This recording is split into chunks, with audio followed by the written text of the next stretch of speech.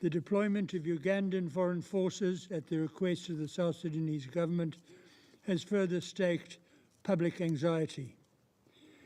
Senior SPLM-IO civilian and military actors have been removed from official posts, detained, or gone into hiding.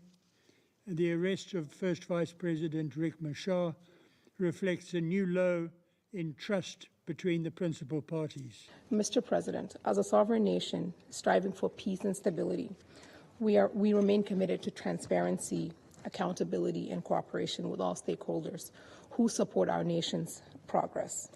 The government of South Sudan remains steadfast in its commitment to the implementation of the virtualized peace agreement on the resolution of the conflict in South Sudan. Despite the challenges, we are moving forward. However, we recognize that the current political situation in the country has raised concern among our international partners and regional partners. Hello everyone, welcome to KuirthiyTV. For those of you who have not subscribed, please subscribe to support the channel.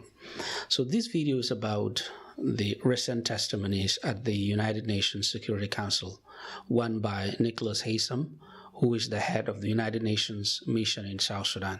The other one was a testimony by the South Sudanese ambassador to the United Nations, Ambassador Cecilia Adeng.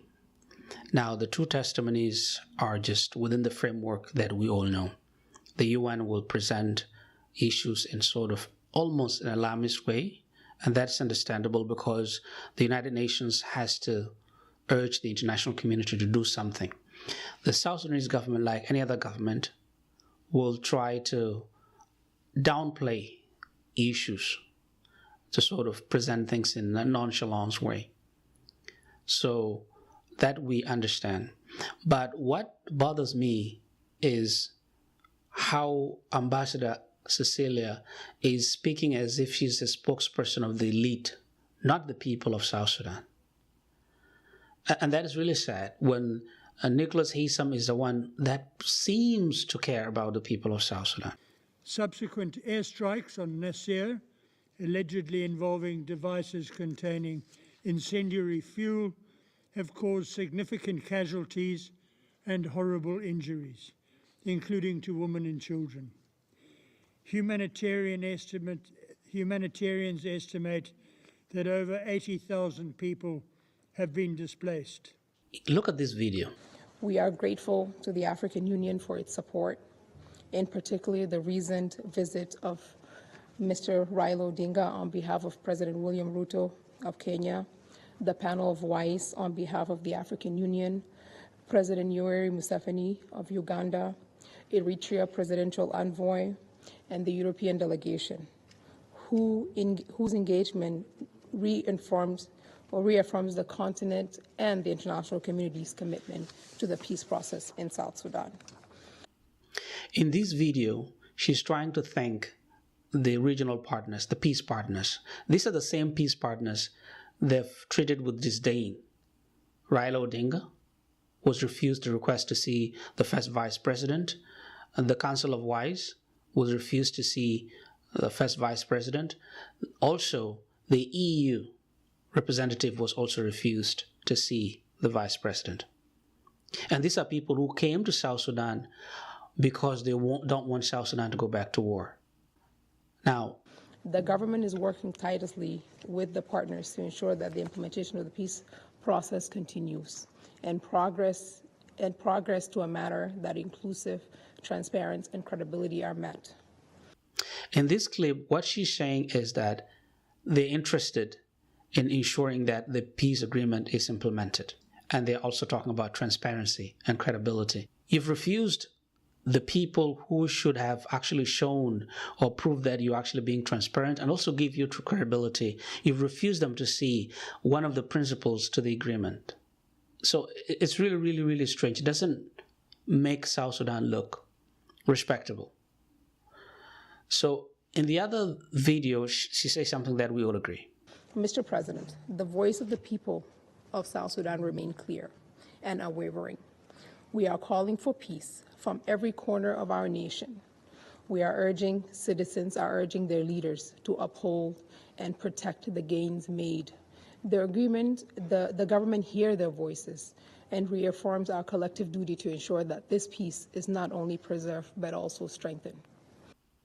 And that all South Sudanese are urging the leaders to make sure peace prevails, that people don't go back to war. That I agree, and many of you agree, that South Sudanese are urging leaders. We've seen also religious leaders, women groups in Central Equatoria asking the government not to send people back to war. It's the same thing that Nicholas Haysom in this video, in this clip. The message from peace partners is clear and consistent. The parties must resolve tensions through dialogue, build trust and confidence, refocus on the peace agreement and consensus-based decision-making, and assure the people of their steadfast commitment not to return to war. And as he said, the solution is dialogue. And that is not something coming from the government of South Sudan. So there should be dialogue. Riek Machar should be released. His officials that have been arrested with him should be released. And the solution to the problem in South Sudan is dialogue. Dialogue between the Ngok and Jikeng. Dialogue between the White Army and the South Sudanese Army. Dialogue between Riek Machar and Kiir Mayadi. Dialogue between SPLM-IO and SPLM government. That is the only solution for the problem in South Sudan. There's no any other way. The idea that you can arrest Riek Machar is not a solution, because it's going to rile up his base. It's also going to make other people think that the best way to solve problem is just like the way Museveni does. And you've seen what Museveni does to opposition leaders. We don't want that in South Sudan. So the last video I'm going to play is what Nicholas Haysom has said about the solution, because Ambassador Adeng is only telling us assurances, but there's no practical steps being taken. So Nicholas is saying these are the steps to be taken. Some of them have already been addressed by the AU, Peace and Security Council, and he's also urging this United Nations Security Council to support these initiatives, including the release of Riek Machar and his officials, or if they are not released, they should be taken to court, so that the transparency she's talking about can also be seen by South Sudanese. With this in mind, I seek the support of the Council to, firstly, immediately address the Nasir tensions through dialogue rather than further military confrontation, which risks tipping the country into a broader conflict. The situation in Nasir is above all the result of political deadlocks and disagreements that have escalated into violent clashes. Secondly, echo the recent communique of the African Union Peace and Security Council and the IGAD Extraordinary Summit by urging all parties to adhere to the ceasefire and the peace agreement, including reinvigorating the functioning of its relevant mechanisms. Thirdly, call for the release of detained military and civilian officials or their treatment in accordance with legal process. Lastly, encourage the two principals to exercise restraint, address their differences constructively and through public dialogue, and manifestly put the interests of the people first.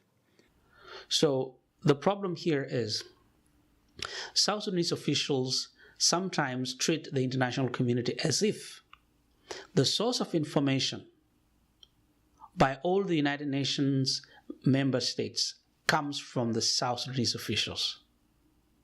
These people have security agencies. They have security agencies that have been in operation for decades, if not centuries.